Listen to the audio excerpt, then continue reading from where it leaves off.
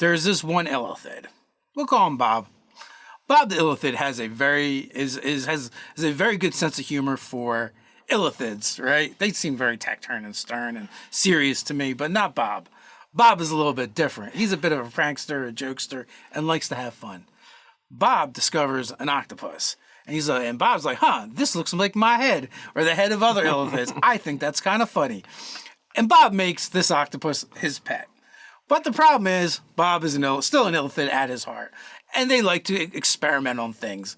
So he does. And he makes it tougher by, grafting bones on it. And also then, changes its physiology in a way where it actually needs the calcium, the bones, right? To keep replenishing it. But also, Bob says this is a way to solve a problem, right? What do you do with the bodies and their skeletons after you've sucked the brains out? So, he sucks the brains out and then he puts his pet, a skeletal octoid on top of it, and it just begins, disposing of the body. The skelepuss. The skelepuss, right?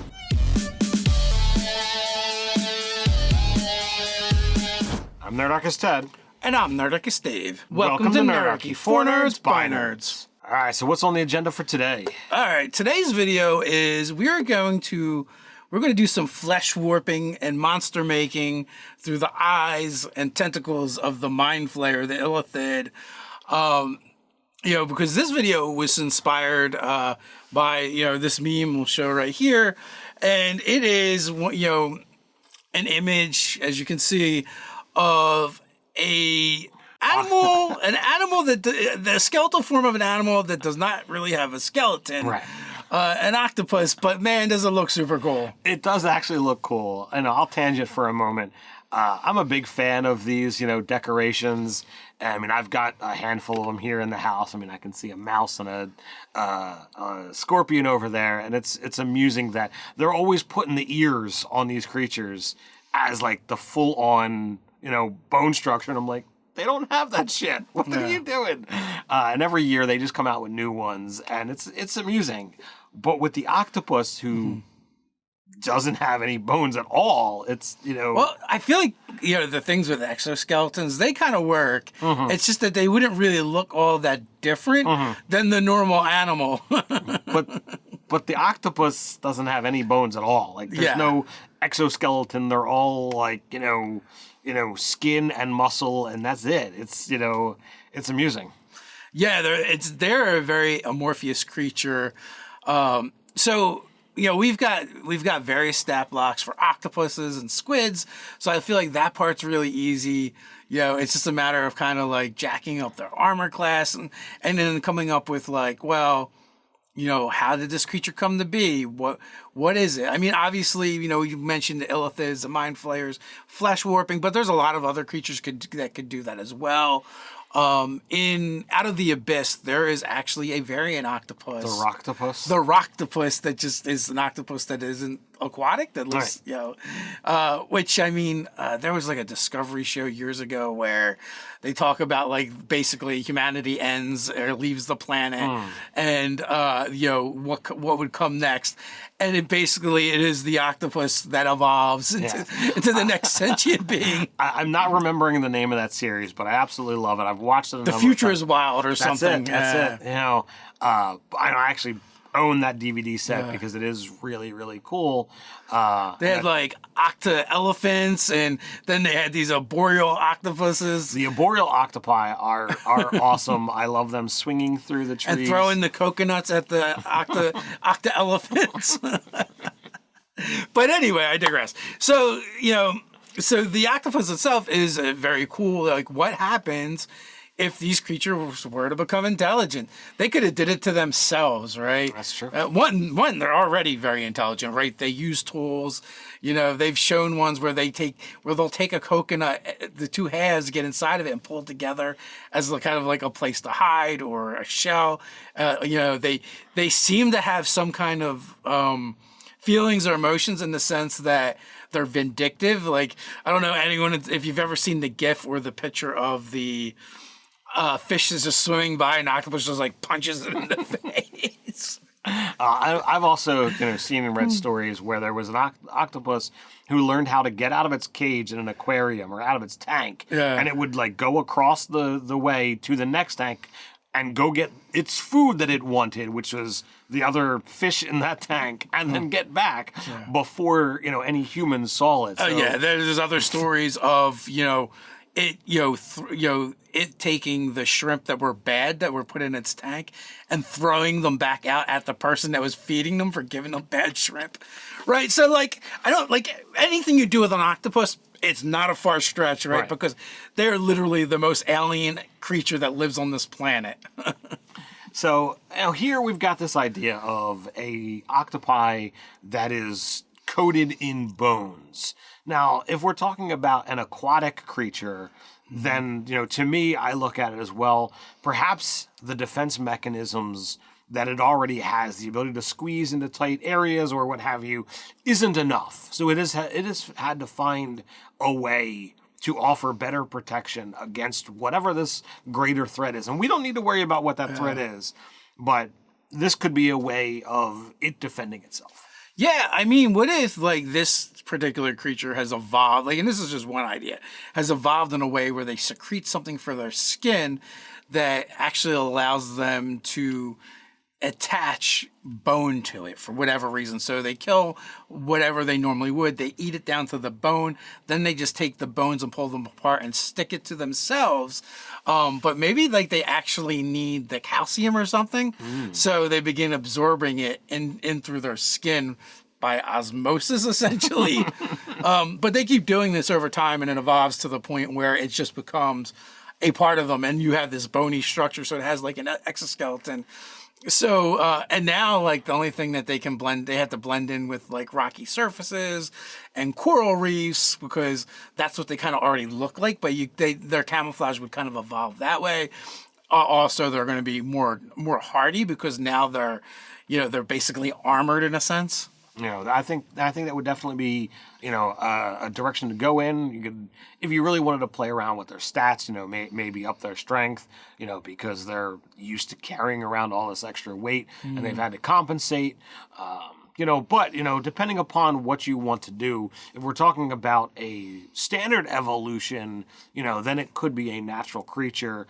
But if we're talking about another's influence, like mind flayers or hags or something else, then it could absolutely be a monstrosity, and you could be like, oh well, it needs the calcium because it actually consumes it through its flesh and is always in the market to replace and add on, and then you could even go so far as to give it some of those like mimic traits of adhesion and that kind of stuff that I think could be a lot of fun, and it could be a lot more scary. There's this one illithid. We'll call him Bob.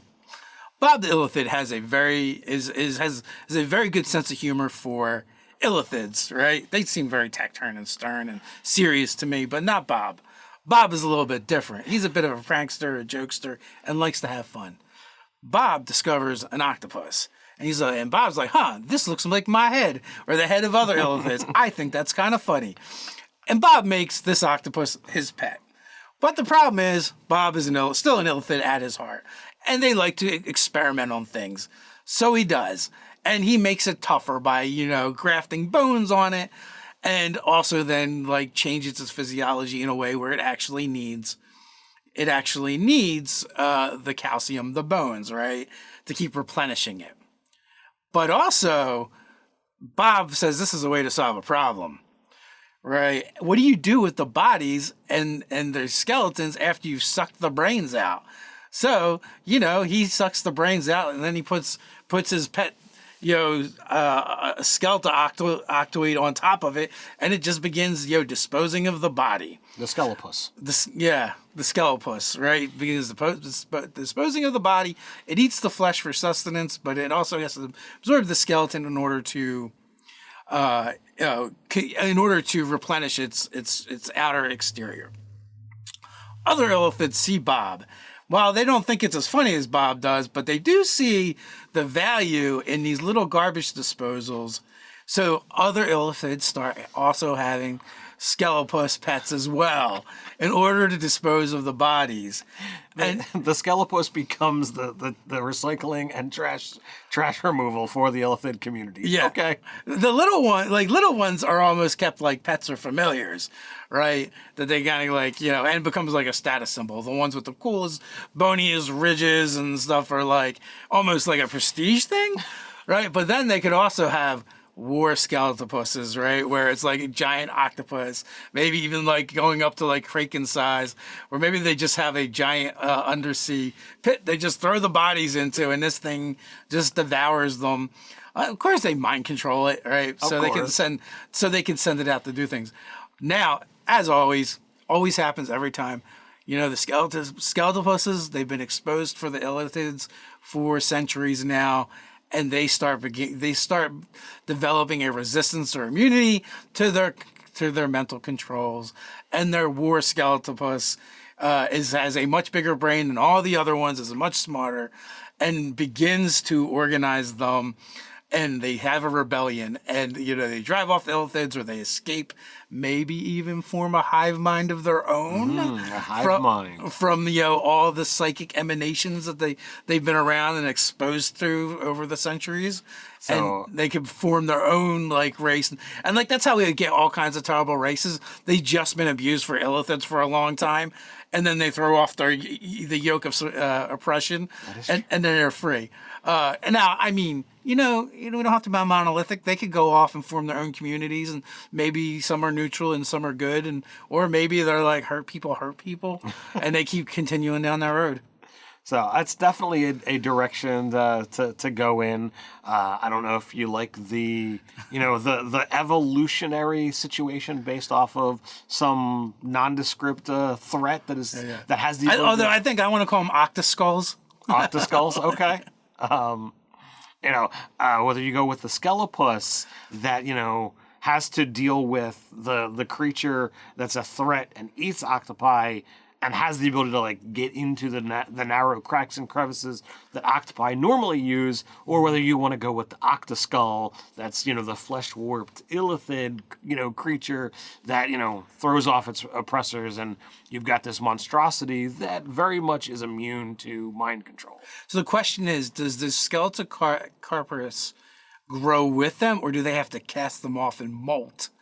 Like other creatures do. So I like the idea of like it can grow to a little bit, but once it's ready to actually like have a growth spurt, if you will, it sheds and goes on this. And it could be like they still like the base is an octopus, so it almost like vomits itself inside out its mouth, leaving like the perfect husk. Like what you would buy at the store. Right? So they're all over the place. And maybe they themselves use them and raise them almost like Trojan or false soldiers, right? And put them places like almost like their version of a scarecrow, but also use it to hide their numbers and how many of them there are. And also like the war octoskulls or skelepusses, depending on what you want to call them. Like those things are the size of a building, so you could literally use it as a dungeon. If you have one that's like the first one ever, and it finally dies off or whatever, like that could be a whole dungeon. Yeah, absolutely. There's a lot of fun directions that you could go with this alien and bizarre concept. So, what do you think? Should we actually make this monster at some point? Should we stat it out? What do you think we should use as the base? What kind of creature is it? We could make an undead version of this. Is this just a different type of beast? Is this a monstrosity? Let us know what you think. Hey, if you like this video, others like it, as well as all the great content you can find over at nerdarchy.com, why not come check us out on Patreon and support us over there? Articles like, if you've got a 5e D&D Mind Flayer campaign, flaunt it. But hey, you're looking for another way to help support Nerdarchy? Why not come check out Nerdarchy the store and the great products over there, like Wystone Horror. Horror hides in Wystone for heroes to uncover. The village of Wystone includes all the people, places, and plot hooks you need to guide adventurers through solving the mystery.